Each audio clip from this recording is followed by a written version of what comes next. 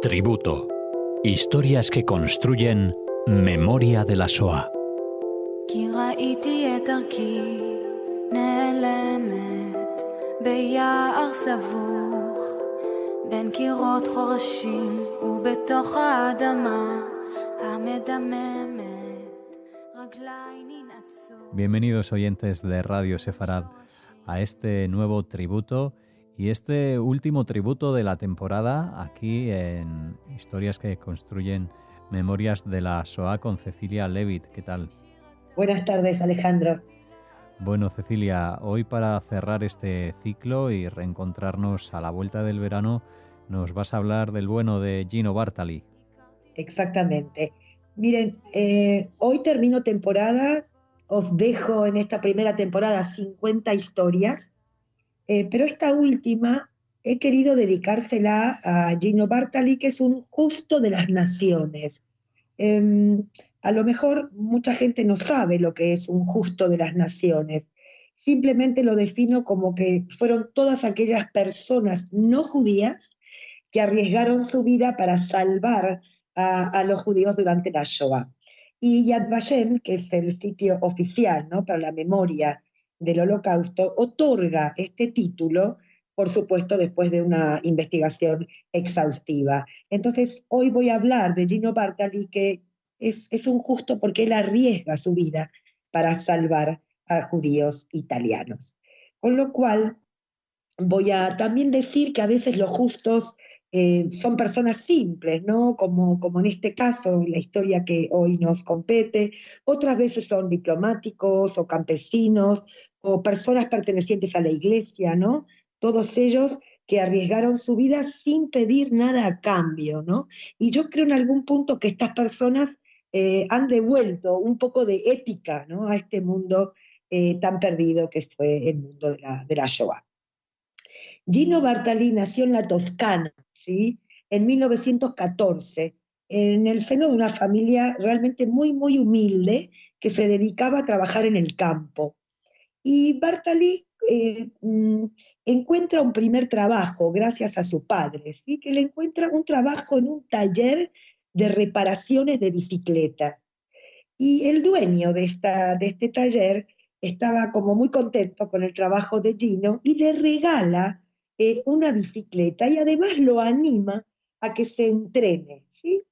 Y es a partir de ahí que las carreteras, podemos decir, fueron su espacio natural. Y Gino Bartali va a llegar a convertirse en un ciclista de carretera, campeón que ganó el Giro de Italia en 3 ocasiones, en 1936, en el 37 y en el 46. Y además ganó el Tour de Francia 2 veces, en 1938 y en el 48. Y por supuesto que debido a sus logros se convierte en un héroe nacional popular como muy, muy admirado, ¿no?, por todos los italianos. Ahora, Gino Bartali era un católico muy, muy devoto. Un cardenal, que es el arzobispo Dalla Costa, mantenía una relación muy estrecha con la familia de Gino. Inclusive, este cardenal había realizado la ceremonia de matrimonio de sus padres, ¿sí?, de los padres de Gino. Y a partir de ahí, como digo, queda una relación muy estrecha. Vamos a quedarnos con el nombre de este arzobispo. Ahora bien, como dije, Bartali es considerado como el ciclista del régimen de Mussolini. Mussolini soñaba con ver a un italiano derrotando a los franceses en el Tour de Francia. Y aquí entonces todas las miradas o todas las expectativas se vuelven hacia Gino Bartali. Y entonces en 1936 ya se había adjudicado en ese momento el Giro de Italia, ya era una celebridad en todo el país, pero en 1937 una caída que tiene Gino frustra un poco la misión de Mussolini. Sin embargo, en el 38 Mussolini va a cumplir este sueño porque va a ganar, va a aventajar al segundo clasificado en más de 20 minutos en el Tour de Francia.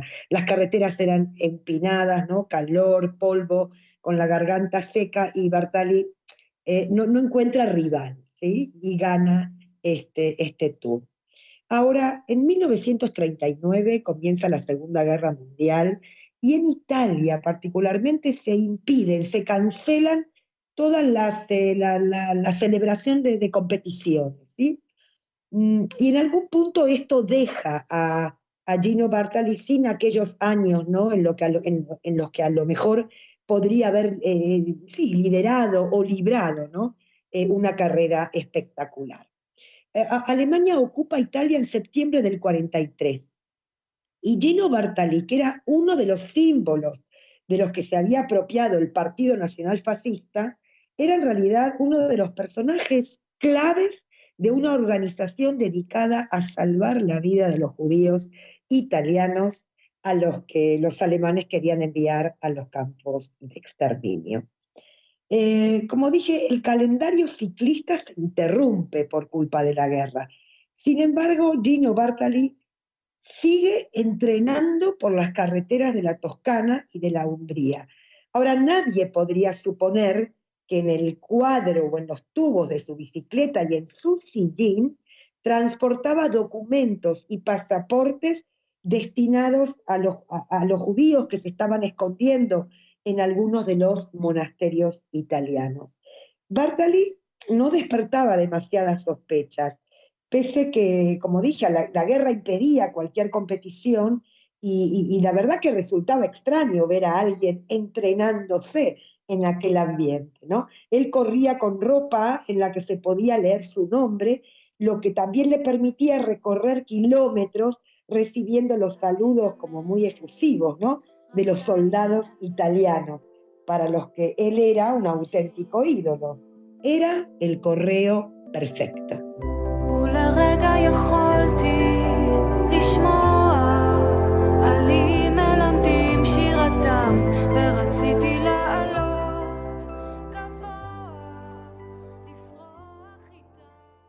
La red de rescate judeo-cristiana en Florencia fue dirigida por el rabino Natán Casuto y el cardenal Dalla Costa, este arzobispo de Florencia, aquel, ¿no?, que mencioné, que había casado a los padres de Gino. Este rabino Natán Casuto, bueno, era un rabino, pero además era un médico de Florencia.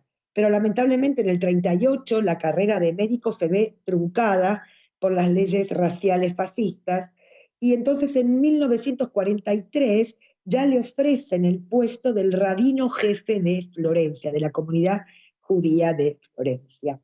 Natán Casuto tiene excelentes relaciones con el cardenal Dalla Costa, y entonces es interesante porque este rabino, Natán Casuto, entiende rápidamente la situación y el peligro que corren los judíos de Florencia, y los va como a invitar rápidamente a dejar sus hogares y a esconderse. Es él quien trabaja sin descanso para distribuir, ¿no?, esta ayuda, para proporcionar alojamiento y documentos falsos. Y es así como encuentra colaboración entre la población y sobre todo en el clero florentino. La verdad que es un ejemplo único de cooperación judeo-cristiana.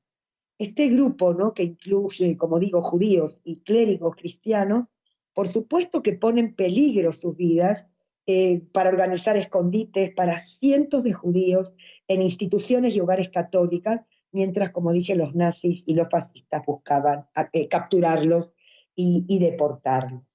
Quiero mencionar el papel que cumplió este comité llamado DELAFEM, que es el acrónimo de Delegación para la Asistencia de los Emigrantes Judíos. Fue una organización de resistencia judía que operó en Italia entre el año 39 y el 47. Lo que ellos hacían era, bueno, distribuir la ayuda económica, sobre todo a los judíos perseguidos o a los que estaban internados, los que estaban escondidos, y que cuenta con el apoyo de numerosos no judíos. Quiero mencionar un personaje muy importante que es Giorgio Nissim, que es un judío italiano que tuvo un papel muy, muy importante en esta red clandestina, ¿no?, del ESEM, como la estoy llamando, que tenía la sede en Génova. Este señor Nissim tenía un fuerte sentido de pertenencia a su comunidad judía. Y es él un poco que lidera con el rabino Natán Casuto. Por tanto, esta red, como digo, organizada por Giorgio Nissim con el apoyo de varios arzobispos, se dedica a elaborar estos pasaportes destinados a salvar vidas de judíos, con documentos que Gino Bartali va a transportar en su bicicleta, jugándose la vida en aquellos viajes por las carreteras que él conocía como nadie. Durante el 43 y el 44, este corredor toscano se dedicó a esta misión sin que nadie lo delatase. Él recorre, ¿no?, el tramo desde Florencia hasta Asís. Él lleva fotografías o lleva la información necesaria para producir documentos falsos y luego regresa, ¿sí?, trae a escondidas dentro, como dije antes, dentro del tubo de su bicicleta. Transporta fotos en una dirección y la documentación falsa confeccionada a la vuelta. Y todo sucedía como muy rápido porque el viaje se hacía en un solo día para regresar antes del toque de queda. Eran casi 400 kilómetros que Gino Bartali recorría. Yo creo que la reputación de Bartali era un poco la llave de la resistencia, porque las fuerzas fascistas no sospechaban de sus entrenamientos, ¿no?, en áreas que estaban restringidas. Los documentos, como dije, servirán para que los refugiados puedan alcanzar ciertas zonas controladas por los aliados. Este es el fin. Ahora, no fue una tarea fácil para Gino. Una vez fue interrogado por el jefe de la policía secreta fascista y trasladado hacia la Villa Triste, donde frecuentemente ahí se torturaba a los delatores. Bartali ahí pide que la bicicleta no fuera revisada porque las piezas estaban calibradas con precisión. Y es así que salva, ¿no?, se salva de esta detención. Ahora, también en su propia casa ocultó judíos, por ejemplo, a Giorgio Goldenberg, lo oculta junto a su abuelo y a sus padres. Y en ese ambiente solo la madre de Gino salía del refugio a buscar alimentos.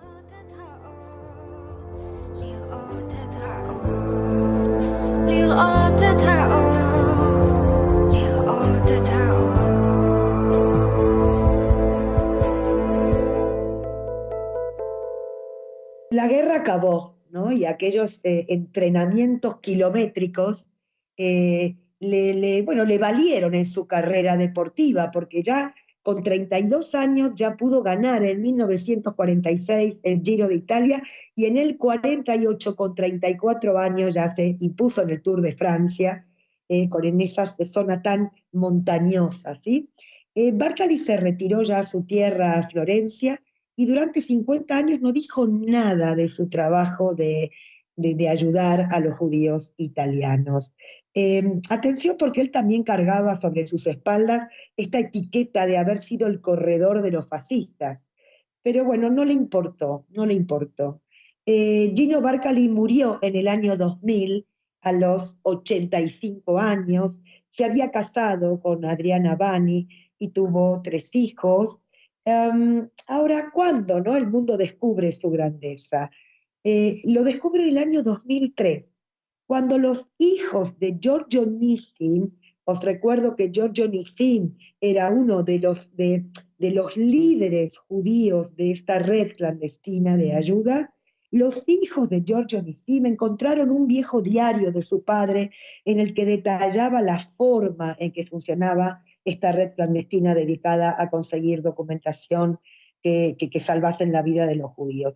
En estos legajos se explicaba como muy en detalle, ¿no?, los viajes que hacía Bartali, los kilómetros que recorría, los documentos que escondía en su bicicleta.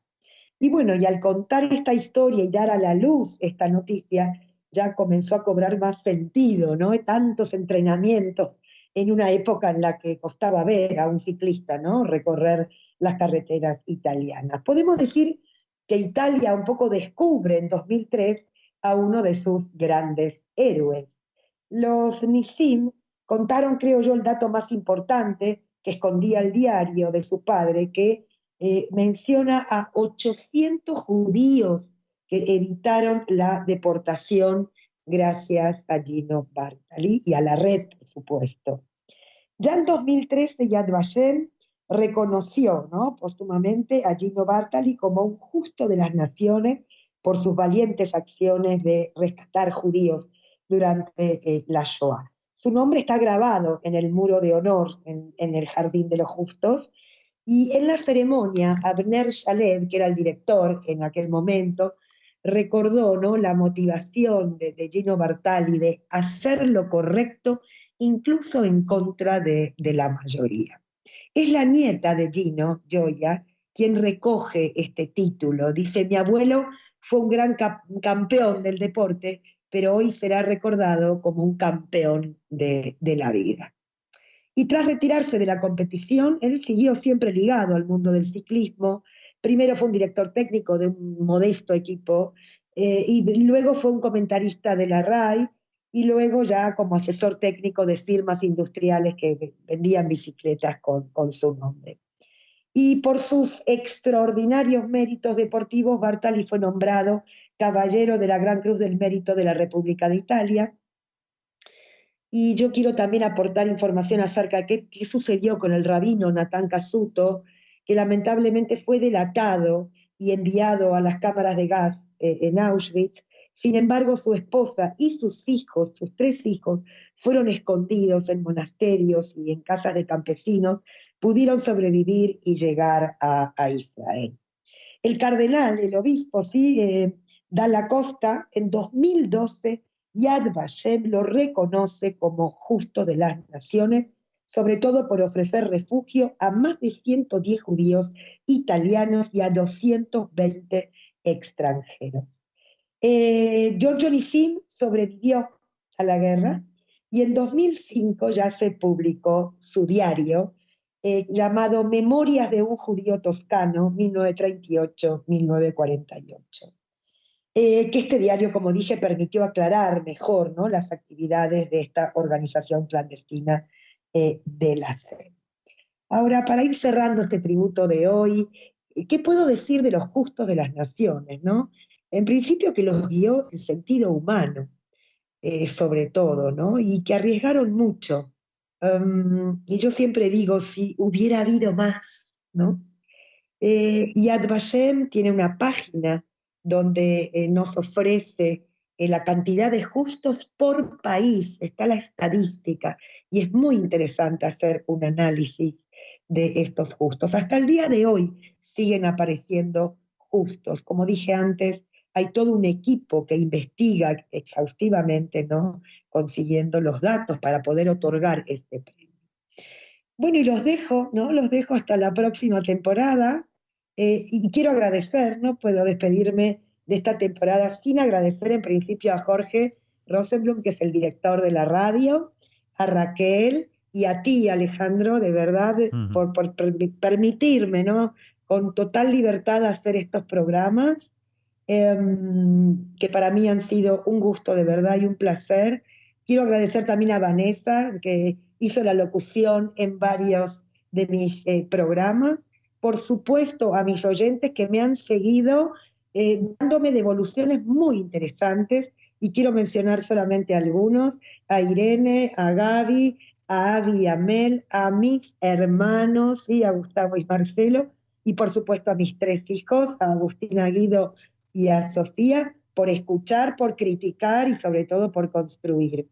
Y también tengo muchos colaboradores que me ayudaron en la documentación, como a Eliana Rabbadiji desde Yad Vashem, Jessica San Román desde el Centro Sefarad, Mario Sinai, y a los sobrevivientes con los que he tenido el gusto de contactar, y también a sus hijos y también a sus nietos. Y mi más profundo amor y cariño a estas 50 personas que ya no son un número, que atravesaron, bueno, momentos muy difíciles, muy duros, momentos de pérdida, de dolor, que ellos son de verdad mi principal fuente de inspiración. Con esto los dejo. Gracias a todos y bueno, hasta septiembre con más tributos. Bueno, Cecilia, pues muchísimas gracias por la parte que me toca. he formado parte de este tributo en la edición de sonido. Haré, partícipes a mis compañeros por la parte que les toca también a ellos y sobre todo gracias a ti por compartir con nosotros todas estas historias en esta temporada y sobre todo también a los oyentes que están detrás escuchándolas en estos 50 programas ya que cierran una temporada que, como decía Cecilia, regresará en septiembre, así que mientras tanto les invitamos a repasar todas esas vidas, todas esas memorias, esos tributos que, como dice el título del programa, forman y elaboran memoria de la Shoah. Están en la página web de Radio Sefarad, en radiosefarad.com, así que a través de las etiquetas o las búsquedas de tributo pueden encontrar otros personajes, además de este Gino Bartali, con el que cerramos, como decíamos, la temporada hasta la vuelta en septiembre. Gracias y hasta la próxima. Hasta la próxima. Un abrazo para todos.